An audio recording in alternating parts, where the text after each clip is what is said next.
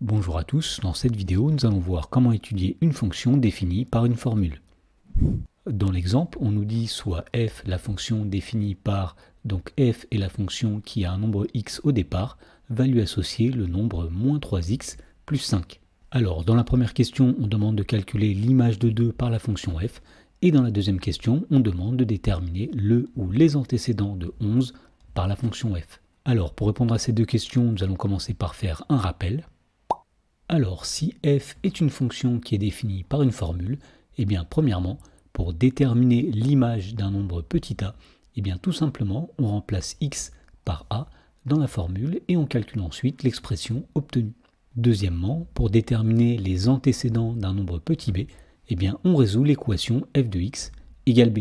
Alors, voyons comment utiliser ce rappel pour répondre aux deux questions de l'exemple. Dans la première question, on demandait de calculer l'image de 2 par la fonction f. Et donc, comme nous l'avons dit, pour calculer l'image de 2, c'est-à-dire f de 2, on va tout simplement remplacer tous les x par 2 dans la formule qui définit la fonction f. Donc, quand on remplace x par 2 ici, on va obtenir moins 3 multiplié par 2 plus 5. Alors, attention ici, entre le moins 3 et le x, il n'y a rien. Cela veut dire qu'il y a une multiplication qu'il ne faut pas oublier de noter lorsqu'on remplace x par 2. Ensuite, nous allons calculer l'expression obtenue. Moins 3 fois 2, c'est moins 6. Donc ici, nous avons moins 6 plus 5, ce qui va donner moins 1. Et donc finalement, on peut dire que l'image du nombre 2 par la fonction f est moins 1. Dans la question numéro 2, on nous demande de déterminer le ou les antécédents du nombre 11 par la fonction f.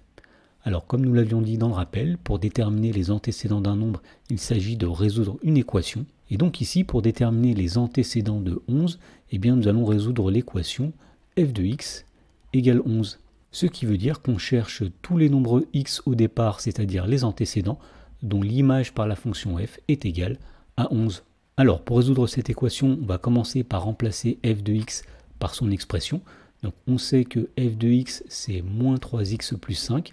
Donc l'équation que nous avons à résoudre ici, c'est moins 3x plus 5 qui est égal à 11. Alors pour résoudre cette équation, le principe va être de séparer les x des constantes.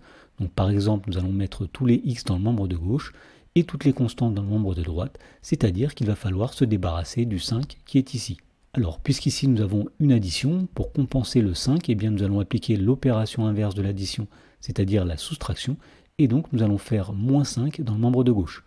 Alors si on retire 5 dans le membre de gauche, il faut aussi retirer 5 dans le membre de droite, de façon à ce que l'égalité soit toujours vérifiée. Et donc dans le membre de gauche, nous allons avoir 5 moins 5, c'est-à-dire 0. Il va rester tout simplement moins 3x. Et dans le membre de droite, on va avoir 11 moins 5, c'est-à-dire 6. Voilà, donc à ce stade, nous avons séparé les termes en x des constantes. Et donc pour terminer de résoudre cette équation, il va falloir isoler x. Autrement dit, il va falloir se débarrasser du moins 3 qui est ici. Alors, entre moins 3 et x, il y a une multiplication. Donc pour faire disparaître ce moins 3, on va appliquer l'opération inverse de la multiplication, c'est-à-dire la division. Et donc on va diviser dans le membre de gauche par moins 3. Mais si on divise par moins 3 dans le membre de gauche, il faut aussi diviser par moins 3 dans le membre de droite pour que l'égalité soit toujours vérifiée. Et donc dans le membre de gauche, nous avons ici moins 3 divisé par moins 3, ce qui va donner 1. Donc ici, nous avons un x, qu'on peut écrire plus simplement x. Et dans le membre de droite, nous avons 6 divisé par moins 3, ce qui va donner moins 2.